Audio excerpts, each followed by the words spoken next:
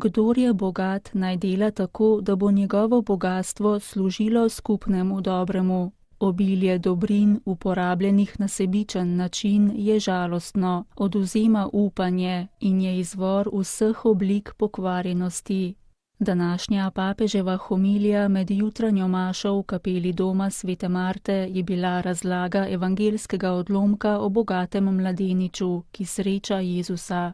Ta vsebuje znane besede o kameli in šivankinem ušesu, ki nam govorijo, kako se navdušenje za Kristusa hitro lahko preoblikuje v žalost in zaprtost vase.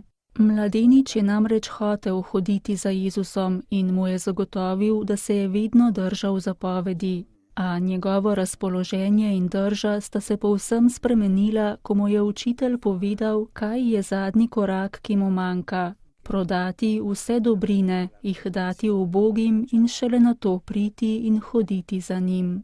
Veselje in upanje bogatega mladeniča sta nenadoma izginila. Svojemu bogatstvu se namreč ni hotel odpovedati.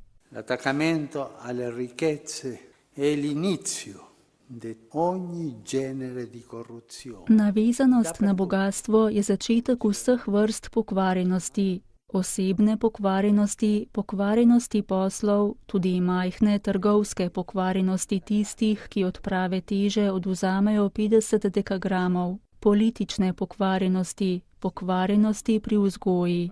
Papež je pojasnil, da je tako zato, ker tisti, ki živijo v navezanosti na svojo oblast in na svoje bogatstvo, menijo, da so že v raju.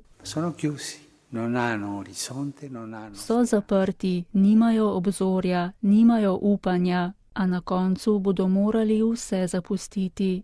V posedovanju bogatstva obstaja skrivnost, je nadalje pojasnjeval papež. Bogatstvo je sposobno zapeljati, lahko nas pripelje do tega, da verjamemo, da smo v nekakšnem zemeljskem raju, a le ta je v resnici kraj brez obzorja. Spominja na neko četrt, ki jo je papež Frančišek videl v 70. letih. V njej so živeli premožni ljudje, ki so se pred tatovi zavarovali z utrjenimi mejami.